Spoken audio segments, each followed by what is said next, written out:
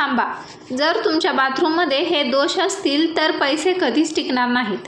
हो, तुम्ही बरोबर ऐकलं. तुमच्या बाथरूममधील दोष तुमचे पैसे ठरवत असतात. तर आपण दिवसभर मेहनत करतो, पण नकळत घरातील एक जागा कमाईचं बॅलन्स बिघडवत असते.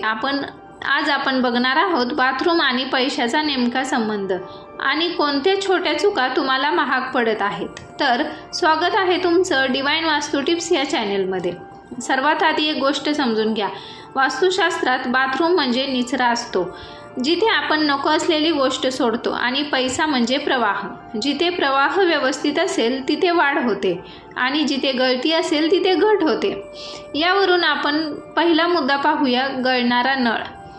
घरात एखादा नळ टपटप गळत असेल तर तो फक्त पाण्याचं नुकसान नसतं, तो सतत चालू असलेला खर्च दर्शवतं. आपल्याला वाटतं काहीच नाही, पण महिन्याच्या शेवटी छोट्या छोट्या गोष्टीवर पैसे गेलेले असतात. गळती म्हणजे नियंत्रण नसलेला प्रवाह, आणि पैसा टिकवण्यासाठी नियंत्रण खूप गरजेचं असतं. म्हणून घरातला एकही नळ गळत असेल तर तो लगेच दुरुस्त करा. हा छोटा बदल सवयीमध्ये शिस्त आणतो, आणि शिस्त आली की बचत सुरू होते. दुसरा मुद्दा म्हणजे टॉयलेट सीट. वापरानंतर टॉयलेट सीट उघडी ठेवणं ही खूप सामान्य सवय आहे. म्हणजे ऊर्जा खाली खेचली जाते असं मानलं जातं. आपण पैशासाठी मेहनत करतो ते वर जाण्यासाठी, पण घरात एक जागा सतत खाली खेचणारी असेल तर बॅलन्स बिघडतो.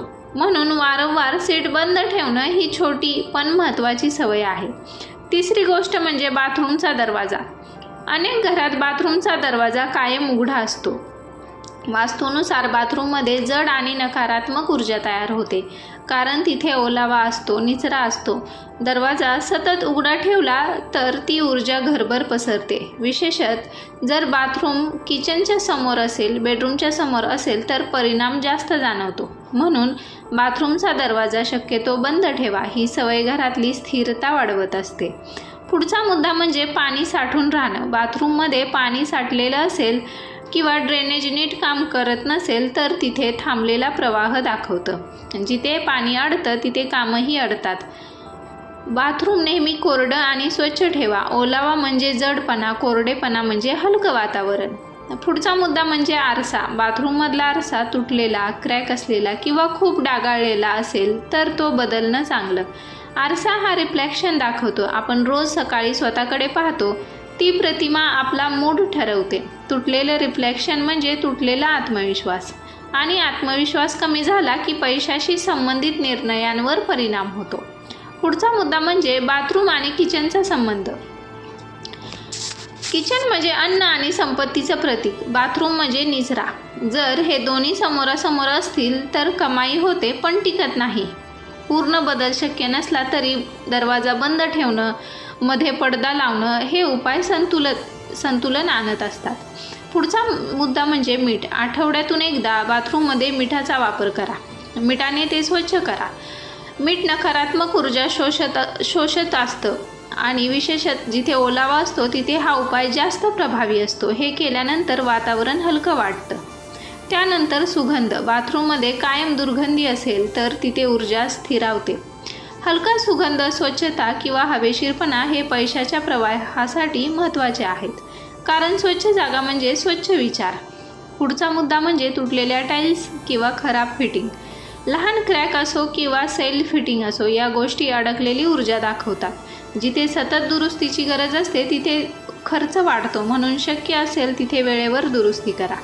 आता शेवटची आणि महत्त्वाची गोष्ट म्हणजे, हे सगळं ऐकून काहींना वाटेल पैसा आणि बाथरूम याचा काय संबंध असतो, पण वास्तू म्हणजे फक्त अंधविश्वास नाही, ही प्रतीकांची भाषा आहे. घरातील प्रत्येक भाग आयुष्याच्या एखाद्या भागाचं प्रतिनिधित्व करत असतो. म्हणजे घरातला प्रत्येक कोना असेल, घरातली प्रत्येक भिंत असेल, घरातली प्रत्येक जागा असेल, हे तुमच्या आयुष्याच्या कोणत्या ना कोणत्या भागाचं प्रतिनिधित्व करत असतं.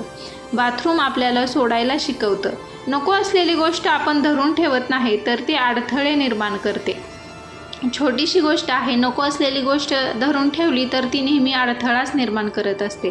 तसंच अनावश्यक खर्च, वाईट सवयी, चुकीचे निर्णय हे सोडले नाहीत तर पैसा टिकत नाही. म्हणूनच आज बाथरूमकडे वेगळ्या नजरेने बघा. तिथे काय काय आहे, कोणत्या चुकीच्या गोष्टी आहेत हे चेक करा. काही मोठा बदल नको, पण सवयी बदला. गळणारा नळ बदला, सीट बंद ठेवा, दरवाजा बंद ठेवा, स्वच्छता ठेवा. कधी कधी पैसा वाढवण्यासाठी कमाई वाढवावी लागत नाही, तर ती गळती थांबवावी लागते. पैसे कुठं गळतात हे बघावं लागतं. आणि कदाचित तुमच्या घरातली गळती बाथरूमपासून सुरू होत असेल. ही लक्ष दिलंय का, ज्या घरात बाथरूम कायम ओलसर असतं, तिथे मनातही एक प्रकारची जडता असते. उठल्यावर फ्रेश वाटत नाही, कामाची ऊर्जा कमी वाटते. ही फक्त शारीरिक गोष्ट नाही, तर ही वातावरणाची सवय असते.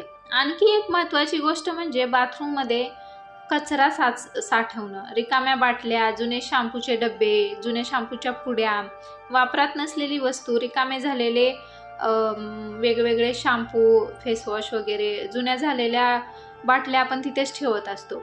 आपण नंतर टाकू म्हणून तसंच ठेवून देत असतो. पण वास्तूच्या भाषेत याचा अर्थ काय असतो? नको असलेली गोष्ट धरून ठेवणं. आणि जेव्हा आपण नको असलेलं धरून ठेवतो तेव्हा नवीन येण्यासाठी जागा राहत नाही. हे पैशाला सुद्धा लागू होतं. आता विचार करा, तुमच्या घरात बाथरूममध्ये एखादी गोष्ट महिन्यापासून पडली आहे का? पडली असेल तर ती काढून टाका, जागा मोकळी करा. जागा मोकळी झाली की प्रवाह मोकळा होतो आणि पहिली जागा रिकामी झाली तरच तिथे नवीन रिप्लेस होत असतं. हे साधी गोष्ट आहे. आता आणखी एक पॉवरफुल मुद्दा म्हणजे लाईट. बाथरूममध्ये फिकट, लुकलुकणारा किंवा खराब लाईट असेल तर तो लगेच बदला. लुकलुकणारा प्रकाश म्हणजे अस्थिरता, आणि पैसा अस्थिरतेला अडवत नाही. स्वच्छ प्रकाश म्हणजे स्पष्टता आली की निर्णय चांगले होतात, आणि निर्णय चांगले झाले की पैसा टिकतो. आणखी एक गोष्ट म्हणजे रंग. जर बाथरूममध्ये पूर्ण काळसर, खूप गडद किंवा जड टोन असलेले रंग, तर किमान पडदा, टॉवेल, ॲक्सेसरीज हलक्या रंगाच्या ठेवा.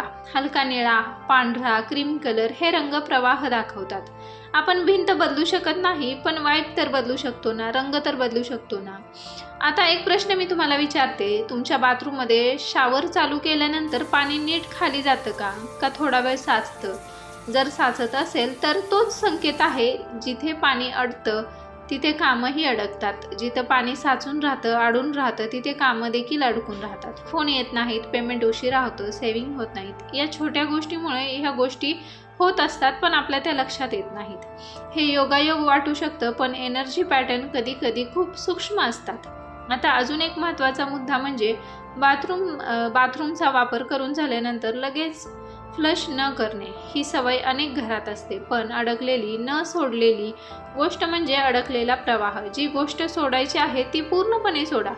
हा संदेश फक्त स्वच्छतेचा नाही, मानसिकतेचाही आहे. आणखी एक गोष्ट म्हणजे बाथरूममध्ये तुटलेली बादली, क्रॅक गेलेला मग, सैल नळ ही सगळी छोटी वाटणारी चिन्ह आहेत, पण छोट्या गळतीतूनच मोठं नुकसान होतं. पैशाचंही तसंच असतं. मोठा खर्च नाही, पण छोटे छोटे अनावश्यक खर्च सेव्हिंग संपवतात. म्हणून बाथरूममध्ये तुमच्या पैशाचा आरसा आहे.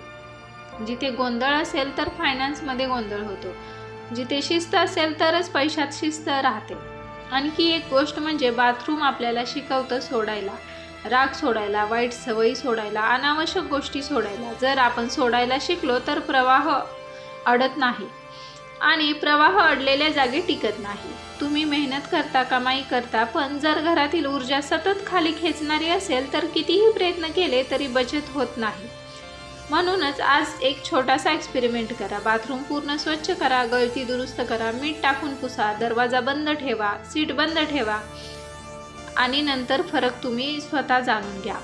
मला माहीत आहे हे एका दिवसात होणारे किंवा लगेच आजच्या आज होणारे हे प्रयोग नाहीत. या गोष्टींना हळूहळू सवय लागते, त्याच्यानंतर फरक जाणवतो. पण या गोष्टी नक्की करून बघा. व्हिडिओ आवडला असेल तर लाईक करा. जाताना नक्की कमेंट करून सांगा, कारण पैसा वाढवण्यासाठी कधी इन्कम नाही तर एन्व्हायरमेंट बदलावा लागतो. पैसा कमवणं अवघड असतं, पण तो टिकवणं त्याच्यासुद्धाही जास्त अवघड असतं. त्या संतुलनाची सुरुवात तुमच्या घरापासून, बाथरूमपासून आणि छोट्या छोट्या घरातल्या वस्तूंपासून, सवयीपासून होत असते.